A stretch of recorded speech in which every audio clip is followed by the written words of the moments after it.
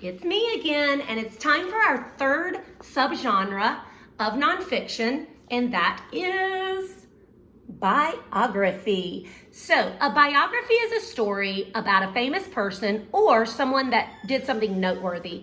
I am obsessed with biographies. I love reading about people that inspire me. One of our other biographies in this unit is Hidden Figures. So, but I felt like this one had some really good features of biography, which is why I picked it for our preview today. We're not even going to read all of it. So, we're going to go ahead and read. The title of this is You Never Heard of Sandy Koufax. And I see on the picture, it's a baseball player. So, I'm going to flip through.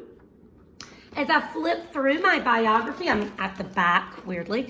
I see a glossary about the author and illustrator. The glossary has definitions and words. As I flip through, I'm seeing, it looks like his stats maybe on the bottom, like his baseball statistics on each page. I'm seeing lots of pictures, no photographs yet, but just illustrations. But the illustrations are really cool. Right here doesn't look too happy. Again, on every page, there's this little cutout that tells us about it, something. So he was a pitcher. I see that on his baseball card on the front, played for the Dodgers. So let's go ahead and read a little bit of it. You never heard of Sandy Koufax. You gotta be kidding. You never heard of Sandy Koufax? He was only the greatest lefty who ever pitched in the game of baseball. And then down here it says best lefties of all time. And it names Sandy Koufax and number 1, Lefty Grove, Warren Spahn, Steve Carlton, Randy Johnson. So it kind of lets you compare his stats. Well, for 6 years he was anyway. From 1961 to 1966, almost no one could hit the guy. The mighty Mickey Mantle, one of the greatest power hitters of all time, whiff. After the Mick struck out one day, he turned to the catcher and said, "What the heck was that?" The walloping Willie Stargell, who slammed 475 homers, woof.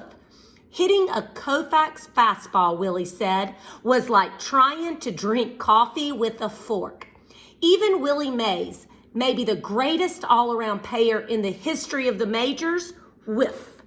For 6 years, Sandy stood on the pitcher's mound like a prince. And when you looked at that serious mug of his, you could tell he was gonna beat ya. Back when Koufax was a kid, growing up Jewish in Brooklyn, no one would have guessed that what he was about to come. He was supposed to be a doctor or a lawyer. Problem was, Sandy was a whiz at every sport he ever played. The first time he made the newspapers, it was on account of basketball. In a game between his high school and the New York Knicks. No, between his high school team and the New York Knicks, the big guys actually had to knock him down to stop him from scoring. But even though Sandy didn't care much about baseball back then, or so they say, there were rumors that this Jewish kid named Sandy Koufax could throw as hard as a pro. It didn't take long for the major league scouts to start sniffing around where Sandy was pitching to his friends. So we're going to start there, but you notice with the biography, we're going to be getting his background information, what led up to this, and all the hardships and things that happened in his life to help us understand more about Sandy and what amazing things he accomplished. So go ahead and take down some notes. What might you see in a biography? Add it to your chart, and at the end of our lesson, we'll review. So remember, the 3 subgenres of nonfiction that we're going to be studying are reference, literary nonfiction, and biography. We're going to read tons and tons of books and learn all about it, and I can't wait. Have a great day. Finish this lesson. Make sure you take your notes, remote students. I love you.